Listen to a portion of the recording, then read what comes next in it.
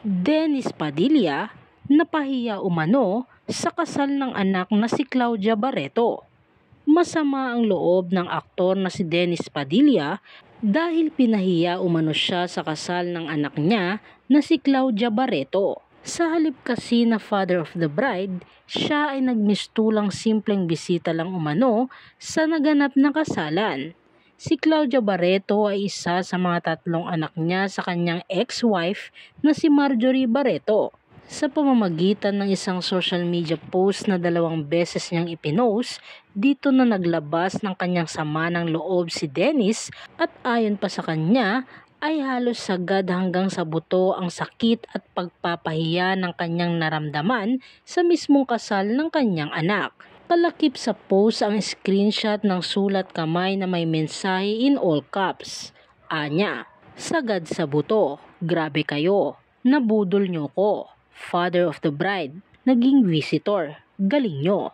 Base sa social media post ni Dennis, ikinasal na si Claudia sa fiancé nitong si Basti Lorenzo noong Martes, Abril 8.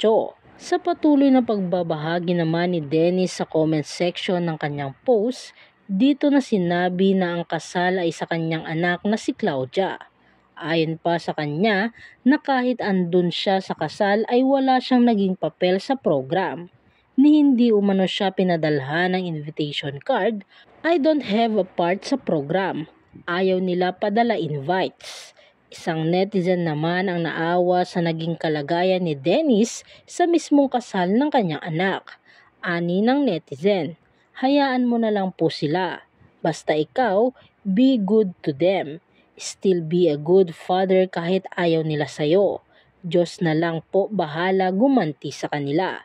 May ilan ding pinayuhan si Dennis na manahimik na lang upang hindi lumalang hindi pagkakaunawaan nila ng kanyang mga anak. Ayon sa isa, buti nga in-invite ka kahit may galit sa'yo mga anak mo, tas ipopost mo pa ng ganyan, lalo lang kabibisitan ng anak mo. Sinisiraan mo pa sa ibang tao.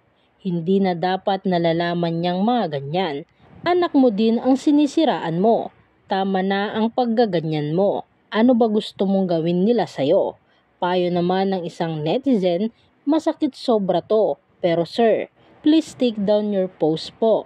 Siguro ganun talaga kalalim yung mga sugat sa puso nila sa'yo. Kaya sana, huwag na po dagdagan pa.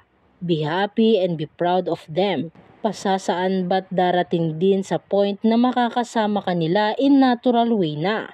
Yung galit mo po sa puso mo, idulog mo kay Lord. At doon mo isabi wag na sa post kasi lalo kayo masisira niyan sa isa't isa. Sa ngayon ay wala pang inilalabas na pahayag ang Barreto siblings patungkol nga sa post ng kanilang ama.